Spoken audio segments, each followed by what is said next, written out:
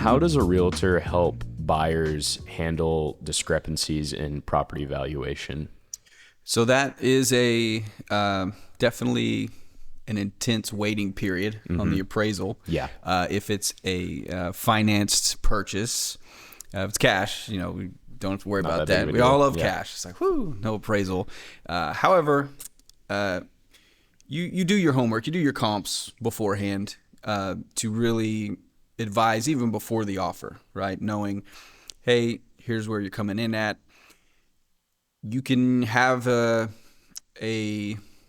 guess on here's what we think it's going to appraise, but you really don't want to get into the appraisal game with guessing to the T, because, man, you just don't want to have that conversation with your client. That's a bad conversation to have. Yes.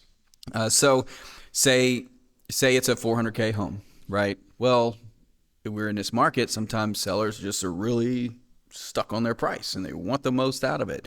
Well, you're looking at comps and you're thinking, man, this might appraise at 390. So you have that conversation beforehand with your client. How much cash on hand do you have? And some realtors don't like having that conversation. Like, oh my gosh, we're talking about money. That's emotion. Just take the emotion out of it. We're talking about a business transaction to where they're going to buy a home that they're going to have for the rest of, well, maybe the rest of their lives, but for a good amount of time. Have the conversation. How much cash do you have on hand? We'll say it's $30,000. Okay, if it comes in low, how much lower can it come in that you have the cash to cover with your lender? Right. Have you had that conversation with your lender? Absolutely. Can you cover that? If the answer is yes, then you move forward. If it's tight and you're like, well, I only got about 8K, and you're worried that the appraisal may come back, I mean, maybe it's not a good idea to go forward with it. Now, there is still the third-party financing addendum that gives them the out to terminate if it comes back higher, and they can't get the financing. But if they do get the financing, and I guess you can speak to that in another video, well, now they're in a tight spot because they have to pay up, right? Exactly.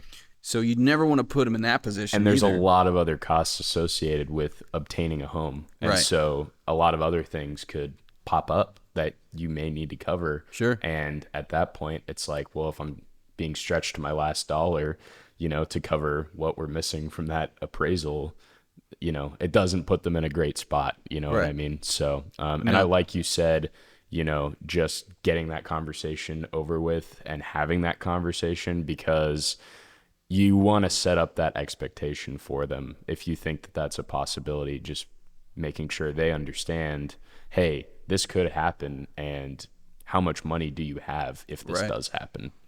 Very important. And say it's an offer of, say it's the other side, right? An offer of 390, but it appraises at 400. Well, hey, you're good. You're good. You now have 10,000 in equity. The seller's going, oh man. Yeah.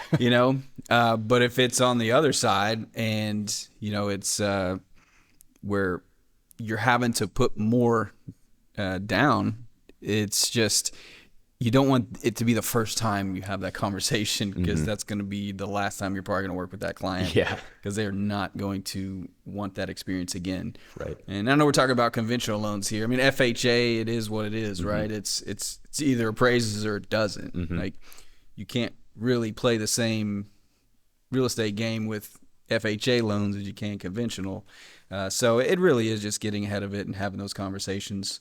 And we'll talk about the appraisal waivers. We can talk about that in another video, because that's another important part of that process. Yeah, for sure.